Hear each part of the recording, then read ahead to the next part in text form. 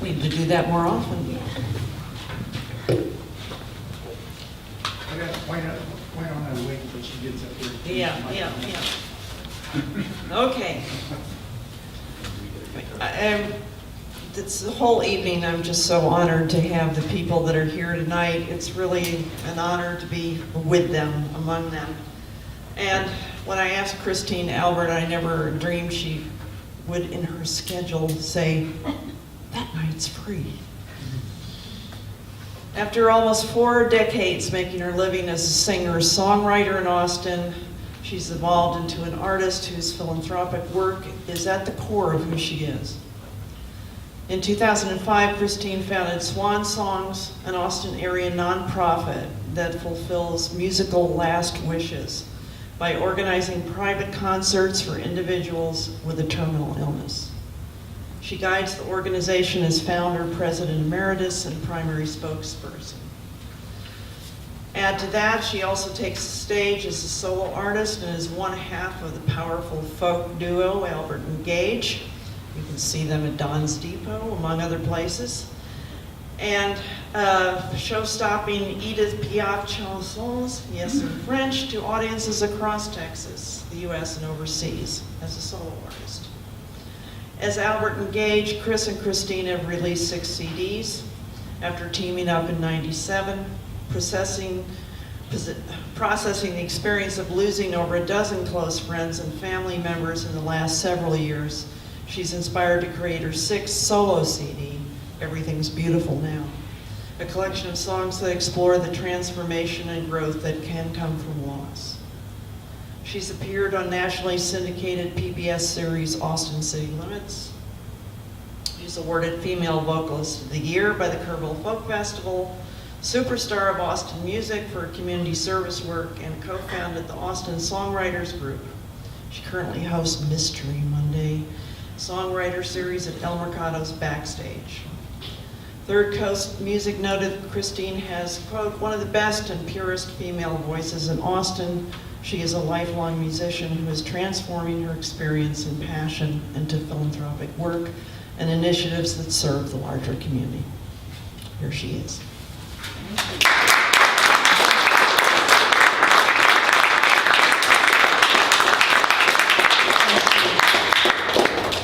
Allison didn't mention it. We both studied and received our masters at Honky Tonk University together. Thank you so much for inviting me to be a part of this. Like Ma, this is my first literary reading, and I'm going to read some and then also sing a song for you. So I'm used to microphones, just not speaking into them as much as singing. I like the theme of this, the borders and thresholds. I wish I could remember everything Michael said, because your setup of that was perfect for what I'm going to read. But the primary border that I crossed here was geographical and generational, I think. This is an essay that appeared in Her Texas, Story, Image, Poem, and Song, a collection of work by Texas women writers. And I was honored to have this published there. It's a story about the evolution and the birth of the song Wings of War. And I co-wrote this song with my husband, Chris Gage, and with Steve Brooks, who is here tonight. So it's nice to see Steve show up. The story, I'll just tell you the story first by reading you this, and then I'll sing you the song afterwards. As a child, I loved our family slideshow night. My dad would get the carousel out, unfurl the white screen, draw the curtains, and we'd all settle in. We kids would squeal with delight at the images of cutting down Christmas trees, 50s-looking New Year's Eve parties, romping at the beach as toddlers, and lining up in matching Easter outfits. Even though most of the pictures were only 10 years old, they already seemed like a bygone era. There was one slide that always brought a hush to the room. Thousands of white crosses stood in perfect alignment on a carpet of green grass, and my uncle's name, Richard A. Albert, was etched into the marble of one of them. I was slightly confused by this. Although I knew that my father's brother had died in the war, I didn't understand where this place was and why he was buried there instead of close to us. A world away from his home in Niagara Falls, my uncle fell from the sky, and a Republic Thunderbolt P-47 on February 5th, 1944. He took his last breath in a pastoral field in the center of a small village a few kilometers from the coast of the North Sea in Suffolk County in England. As was the custom, fallen soldiers were buried in the country where they died, so Uncle Dick was interred at the Cambridge American Cemetery. I couldn't conceive of the loss my parents and my grandparents and my father had experienced. I was too young and innocent and a lifetime away from their grief. Over time, my uncle's life became condensed into a few sentences for me, always with that slide as the accompanying visual in my mind. He died in a World War II plane crash while stationed in England. He was 22. He's buried in Cambridge. If I hadn't become a songwriter and moved to Austin, Texas, those 3 sentences are probably where Uncle Dick's story would have ended, for me anyway. But fate, or synchronicity, or perhaps Uncle Dick himself had something else in mind. This is the continuation of that story, rich and complete, as it unfolded more than 60 years after his death. Friendships in Austin are formed and forged around music, collaborations, songs, and gigs. Slade Cleaves is a songwriter I've always admired and respected, and we played occasional shows together. In 2006, Slade and his wife Karen invited my husband and partner Chris Gage and me to be part of Slade's fall tour of the UK. We played 14 shows in 16 days. The company and the gigs were great, and I was energized by the kindness of the people we met along the way. From Buckingham to Nottingham, Bristol to London, we sang and ate our way across England. While bonding with a young couple at the hotel pub after a show in Hitchin, I mentioned that my uncle is buried at the Cambridge American Cemetery. Before our glasses were empty, Andy and Sophie had informed me that we were only 50 kilometers away, and a plan was struck for them to spend the night at the hotel and escort us to Cambridge the next morning. I almost wimped out when the alarm went off, tempted to roll over and go back to sleep. But the image of my grandmother came crashing into my heart. I could feel her all around me, and I began to weep. I knew that I had to get up and make this trip for her because she was never able to travel to Cambridge and stand at her youngest son's grave. My music had led me to this moment, and I was not going to turn my back on it. When we arrived at the visitors building at the cemetery, we were greeted by Arthur Brooks, a genteel British fellow who took charge and with great enthusiasm led us through a ritual for family members of the fallen, filled with reverence and respect. As we walked outside, Arthur motioned for us to stop, and we stood facing the reflecting pool that leads to the memorial chapel. He asked us to observe a moment of silence in honor of my uncle, pressed a button, and taps began to play from loudspeakers, filling the 30 emerald acres with its sad and evocative melody. Once we found his headstone, to better see my uncle's name, Arthur rubbed the letters with sand from the beach at Normandy and planted small British and American flags. Standing in front of the white marble cross from the slideshow created a profound shift in me, and I experienced an unexpected blow to my heart. In that moment, my tears and the chills that were racing up and down my spine made my uncle, his death, and our family's sacrifice painfully real. I'm the mother of a son, and my grandmother's loss was unthinkable to me. My brother shares my uncle's name, and seeing it there brought home the deep grief that my father must have felt upon losing his only brother. I suddenly understood the quiet sadness that was always present when my grandmother played piano, and why she climbed the stairs to her bedroom on the anniversary of Uncle Dick's death every year, grieving in private in her darkened room. On February 5th, 1965, 21 years after my uncle died, she didn't emerge from her afternoon seclusion. My grandfather found her peacefully lying on her bed, under her pillow, wrapped in blue tissue paper and gold ribbon and worn thin from reading and rereading, was every letter my father and uncle wrote to her during the war. She quite literally died of a broken heart. As we were leaving the cemetery, just in case his spirit was within earshot, I told my uncle that I would carry him with me now and honor him by writing a song. Almost as confirmation I was on the right track, a nut from the towering oaks above us hit me in the head, hard. said, okay, Uncle Dick, I get it. I'm supposed to do something with this. 2 years later, after that afternoon in England, I began work on the song, hoping to have it done in time for my dad's 90th birthday on October 31st, 2008. After circling around it for several incarnations, Chris, our co-writer Steve Brooks, and I eventually landed on Wings of War, and we recorded it in time for my dad's birthday celebration in Florida. All families have myths, some based in fact, some stories that are so deep and complex that it's hard to know the truth from a subconscious fabrication. One of our family stories is that Uncle Dick was the outgoing, popular one, the charismatic, charming, and fun-filled mother's favorite. My father, on the other hand, was shy, had a bad eye that strayed, and made him self-conscious. He was the introspective artist who felt that he never measured up to his younger brother's confident lust for life.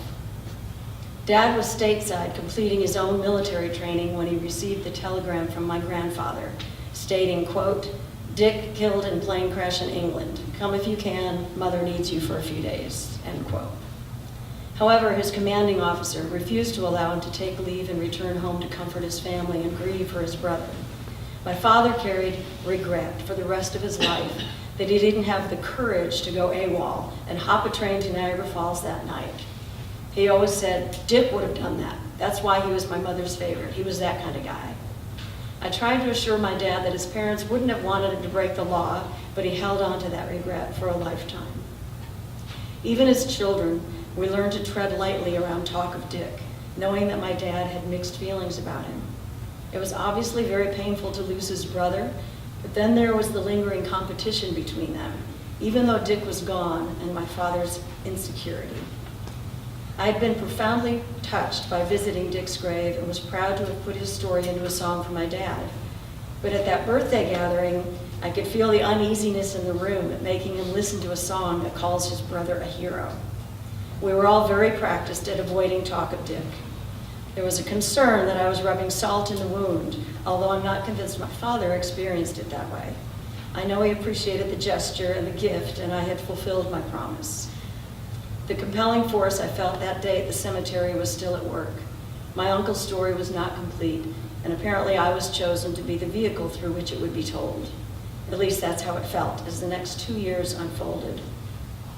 In November 2009, I received an email from a music lover who had been checking out our website. He noticed the inscription on the cross marking my uncle's grave, which included the 56th Fighter Group. His father had served with this same group and was stationed at that base in England during the war. In truth, Austin filmmaker David Grosvenor had more than just a passing interest in or knowledge about the 56th.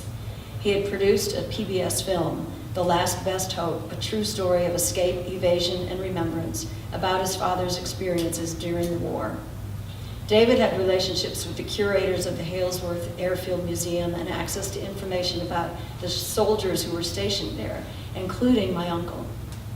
One morning, David emailed me a picture of my uncle that I had never seen before. That afternoon, he sent a scan of the actual handwritten accident report written by the East Suffolk Police and put me in touch with a woman who had witnessed it firsthand. The true story of Dick's last day was coming into focus. It was a cold February morning when a group of pilots took to the skies over the village of Wangford, England, to train for an upcoming mission. When a snow squall broke out, they lost visibility, and my uncle's plane collided with one being flown by Second Lieutenant Roger Phillips from South Dakota. Lieutenant Phillips' plane came down outside of the village in a fiery explosion. Uncle Dick's plane was sliced in two, and the front half landed in a field in the center of Wangford, just across from the general store. Joan Hunting was 18 years old and working at her family's store at the time of the crash. She ran to the site, but it was too late. Uncle Dick was gone. She said that he appeared unharmed, as if he was sleeping peacefully in the cockpit, with a slight smile on his lips. When the authorities arrived, Joan returned to the store and went into the back room, understandably shaken by what she had witnessed. She cried for my uncle, lit a candle, and said a prayer for him. Too many parents in 1944 received a simple telegram with just the facts. This was the one that came to my grandparents. Report received states that he was killed 5 February in England as a result of an airplane collision. There was no time for research, no internet to facilitate it, and a war was raging. My grandparents couldn't easily get on a plane to visit the village where their son had died. It brought me comfort to know that a candle had been lit for Dick, that he had a peaceful expression on his face, and that a prayer had been whispered for him. I can't help but think my grandmother would have taken comfort in that as well, and I'm grateful that my father lived long enough to hear those small details. We also learned that a group of local citizens had recently been successful in their decades-long quest to create an official memorial to Richard A. Albert and Roger A. Phillips to commemorate their sacrifice. It was their way of honoring all the airmen who were stationed there and those who lost their lives protecting England and her people. The plaque had just been completed and was in a temporary location to be dedicated at a later date. One day we knew nothing of Uncle Dick's death, and by the end of the week we were reading the accident report, the words of the first responders, and learned that he had recently been memorialized. The words, "We will remember them," on the plaque reinforced what I felt that day as we left his grave. I was determined to keep his memory alive. I didn't realize that it was not my responsibility alone. 6 months later, my sister and I were immersed in the task of moving my parents from their home in St. Petersburg, Florida. Boxes were unearthed from under the beds, and we discovered one simply marked Dick. We thought we had rummaged through all of our family archives over the years, but here were things none of us had ever seen, that painful part of my father's past that had been kept locked away. Something told us it was time to gently lift the lid with Dad by our side, and I'm glad we did. Chris was back in Austin working on a video of Wings of War, and here was a treasure trove of memorabilia. The actual telegram from Washington, the letters my grandmother had kept under her pillow, an interment letter sent from the Department of War describing where and when Dick was buried. His story was coming to life not only in song, but with visuals. I noticed that my grandmother kept the letters written to her by my uncle, as well as my dad. In letters she had written to them, she offered her motherly love in equal measure. Her diary was filled with love for both of her sons. On October 9th, 2010, we took part in the official dedication of the memorial in Wangford, coincidentally 4 years to the day after we visited Cambridge. Dignitaries, Mrs. Hunting, the guys from the museum, and dozens of locals, we all gathered on that chilly, damp morning on a triangle of land at the crossroads of the 2 main thoroughfares that wind through Wangford. Wings of War had truly come full circle from the moment of its conception at the military cemetery to its birth in Austin to being sung a stone's throw from the spot where the plane came down. When that acorn hit me in the head, I knew that it was a wake-up call to somehow bring my uncle home to our family. His body had been left on a foreign shore, and in some ways his memory as well. The more our family learned about Dick's death, the more he came to life for us. The outpouring of genuine love and respect from the Wangford community made us realize that although we are one family, we represent thousands and thousands of families who were impacted by that war. I sat at the kitchen table with my dad the day he watched the video of Wings of War for the first time. He was leaning into the laptop screen, watching the images of his mother, father, brother, beloved Niagara Falls, the telegram, Cambridge, float and fade in and out. He died 1 year later. I'm hopeful that by shining a light on his brother, we rekindled the connection with his entire family, and he died knowing that he was loved unconditionally, not just by his wife and children, but by his family awaiting him in the great beyond.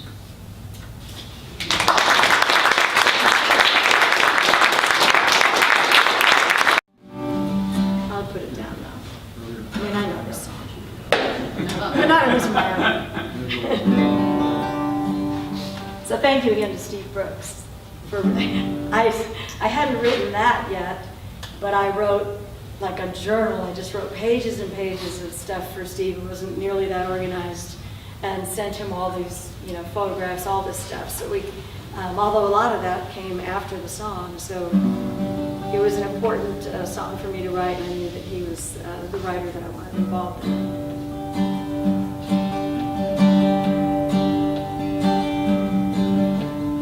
5th of February, 1944. An airman's plane came crashing, shook the ocean floor. Upon the plains of England he sleeps beneath his name. He never saw the falls of the Niagara again.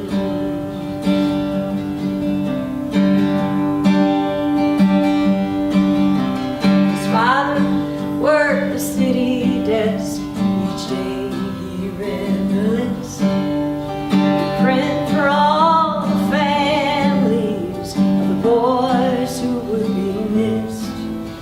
He read one name the second time and walked 10 blocks alone to tell his wife the baby boy would not be coming home.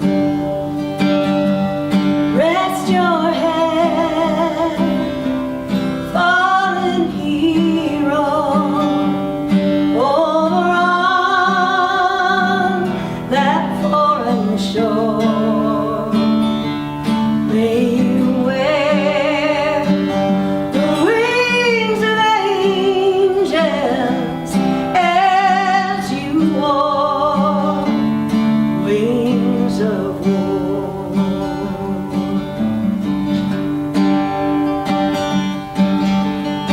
9th day of October, 60 years have passed. A fleet of marble crosses floats on a sea of grass. I've come to find my uncle. His name is hard to see till they rub it with some sand from the beach at Normandy. I wish that my grandparents were standing by my side. They never came to Cambridge, the water was too wide. Our name will rest forever upon this field of stone. But in my heart, my uncle is finally coming home. Rest your head, fallen hero, over on that foreign shore. May you wear the wings of angels as you wore wings of war. May you wear the wings of angels as you wore wings of war.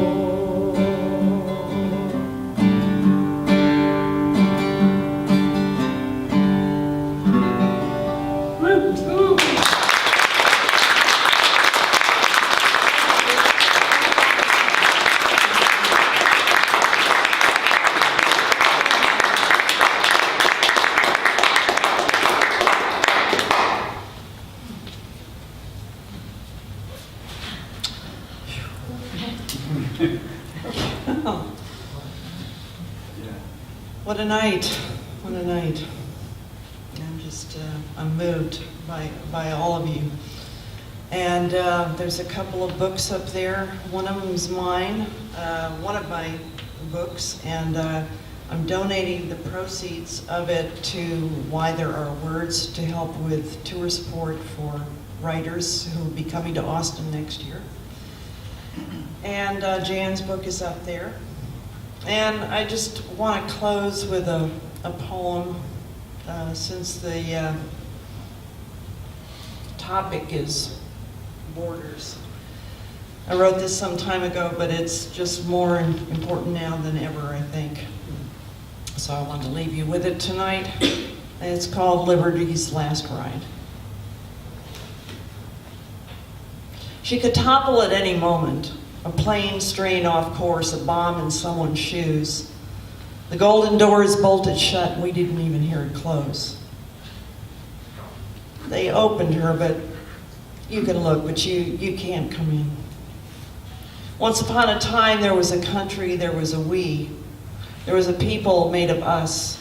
And now the woman holding the light in the harbor sighs deeply. She's had enough. She's yearning to be free somewhere else.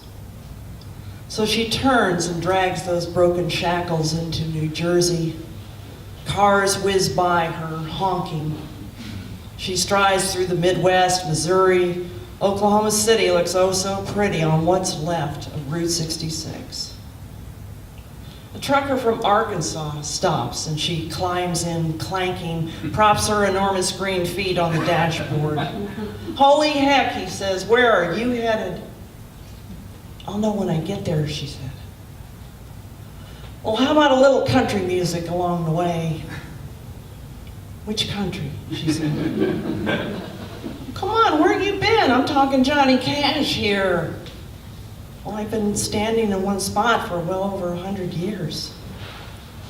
And so it's cry, cry, cry all the way to Tucumcari, and I walk the line all the way past Flagstaff, and he tells her how he traded the farm for the truck and went in hock for the insurance, and she nods because she knows it's expensive to be free. And she tells him about the millions who once cried when they saw her light and how terribly lonely she's been lately. And so as I walk the line and Folsom Prison Blues all the way down toward Calexico and on toward Tijuana. Just north of the border, she sees something she doesn't quite understand. It's a yellow highway warning sign with a shadow family running hand in hand. What is that, she says. Illegal immigrant crossing, I think. Well, then you let me out right here. Didn't get your name, he says. You know, or you used to. She strides through the prickly pear without a scratch, and when she gets to the fence, she stops. She waits. She puts the crown back on her head a little crookedly. She fires up the torch. Before long, a family of 4 crawls toward the fence. She starts to speak to them. Give me... She stops. It's been so long. The little boy, the one who's already been in school, crawls forward. You're tired, he says. You're poor. Yes, she says, I am. The little girl crawls forward and climbs onto the ledge of Liberty's toe. And that's what gets to her, the wonderful weight of this child who is not huddled at all. But what does she want? Health insurance? An e-ticket ride to Disneyland? Liberty weeps from all that time alone, and the little girl shines a flashlight upward onto Liberty's face. Libertad, she says, to remind her why she came. Libertad.